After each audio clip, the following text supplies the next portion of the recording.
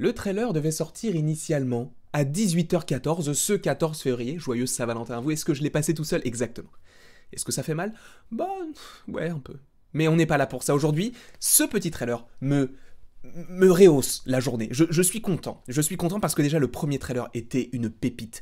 Il faut savoir que je n'ai pas beaucoup aimé Justice League. De toute façon, j'ai pas aimé en fait la direction artistique qu'a pris Joss Whedon, parce que Zack Snyder, moi je l'aime beaucoup, que ce soit avec la première partie de Man of Steel ou que ce soit avec Batman contre Superman que j'ai trouvé juste excellent. Là, je m'attendais à avoir un Justice League énorme. Après, par rapport à Zack Snyder, il s'est passé ce qu'il s'est passé, mais Joss Whedon a repris le petit projet Justice League et l'a juste détruit. Il l'a détruit avec toutes les images, avec tout ce qu'on a eu déjà par rapport au premier trailer de la Snyder Cut là, et également avec les petites photos qui ont été diffusées par Zack Snyder sur ses réseaux sociaux. Tu savais déjà que juste ces petits TV spots ou ces petites photos étaient mieux que le film Justice League en entier de Joss Whedon. Donc là, je suis très très content de pouvoir faire cette réaction aujourd'hui et j'ai hâte de savoir si ça va être dans la continuité d'un trailer un petit peu épique avec une musique qui j'ai pas de suite. Mais t'as compris l'idée, j'ai hâte de savoir si ça va rester dans cette logique d'avoir un trailer assez minimaliste comme il l'avait fait déjà avec Man of Steel, avec Batman contre Superman. J'ai hâte de voir ça, on va faire la réaction de suite, c'est parti. Ah bah, ok, bah j'ai la musique, parfait. Ah. Ok, du coup ça c'est pas la scène dans Batman contre Superman vu qu'il est blessé, donc je suppose que c'est ça.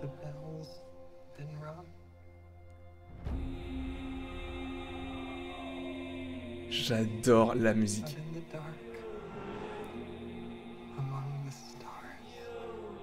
Ok. Les Amazones.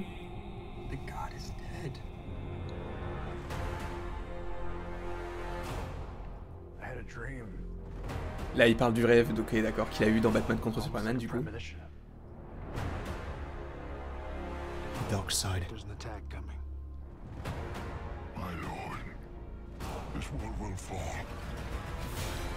Ah ouais, donc c'est vraiment très différent, hein. Steppenwolf, il est bien plus mastoc ici, c'est incroyable. How do you know your team's strong enough? If you can't bring down the charging bull, then don't wave the red cape at it.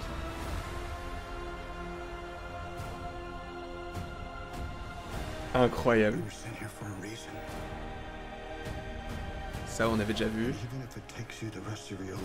Ça aussi, ça c'était dans le premier trailer. Black Suit.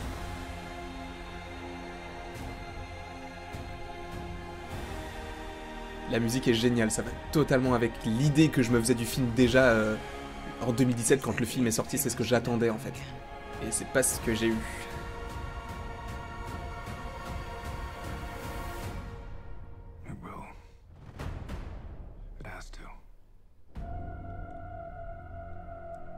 Lourd.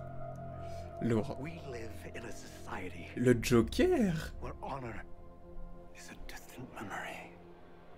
Isn't that right? Batman.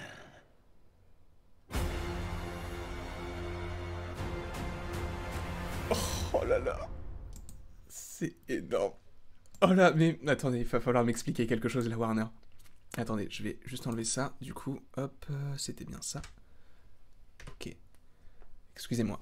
Je me réaxe. Warner, explique-moi un truc.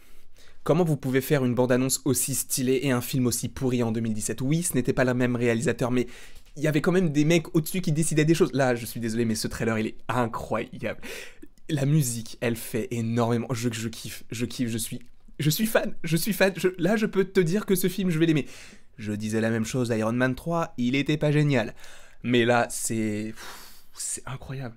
Quand tu passes de ça, qui te hype beaucoup plus que tout le film Justice League à Justice League, c'est juste fou en fait. Moi je veux je milite pour un retour de Zack Snyder dans le DCU.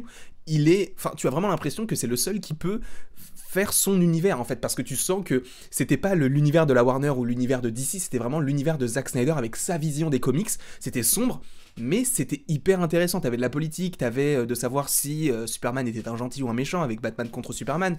T'avais plein d'idéologies qui pouvaient être hyper intéressantes à exploiter dans le DCU. Ça n'a pas été le cas. Et j'ai l'impression que ça revient petit à petit. l'image du Joker à la fin, juste ça, juste le Joker à la fin de Jared Leto, il est mieux que le Joker dans Suicide Squad, dans tout le film, il est juste mieux. Déjà la coupe, déjà... ça m'énerve parce que j'aurais voulu avoir ça en 2017 et je l'ai pas eu parce que normalement il me semble que Justice League de base c'était prévu comme une sorte de première partie et après tu devais avoir une autre partie un petit peu comme Avengers Infinity War et Avengers Endgame. Là ça a été raccommodé en un seul film et c'est dommage, j'aurais préféré qu'il y ait possiblement ce genre d'idée en fait, parce que là tu sens que Steppenwolf, il est le disciple de Darkseid, il l'appelle My Lord, c'est pas rien, tu vois, c'est Monseigneur.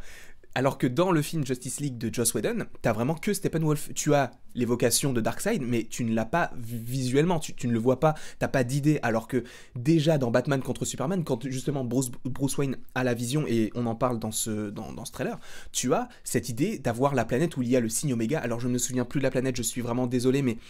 Tu avais cette idée d'introduction déjà de la personne qui est Darkseid, et je trouvais ça hyper stylé, notamment avec les Mother Box à la fin dans une scène coupée. Alors je sais pas si c'est une scène coupée ou si c'était vraiment une scène du film Batman contre Superman avec, comment il s'appelle, Lex Luthor, qui invoquait en fait les monstres, et tu voyais Steppenwolf, hein, quelque chose qui ressemble à Steppenwolf, donc tu savais qu'il allait arriver à un moment donné, et quand tu passes de ça à Justice League, tu sens qu'il y a un gap vraiment très profond, et j'ai trouvé ça un peu dommage, même totalement dommage, parce que Justice League, il était vraiment pas ouf, alors que Batman contre Superman, je l'ai adoré. Là, je sens qu'on est dans la même lignée que Batman contre Superman, avec Aquaman, qui est mon super-héros d'ici préféré, avec Wonder Man, que j'affectionne pas particulièrement, avec Cyborg, où j'espère qu'il y aura vraiment un plus par rapport au personnage, parce que c'est vrai que depuis le début du DCU, il est inexistant, et quand il est là, il est inutile. En plus, il ne reviendra vraisemblablement pas dans l'univers DC, puisqu'il a des gros contentieux avec Warner, et notamment avec certaines personnes de la Warner, et notamment Joss Whedon.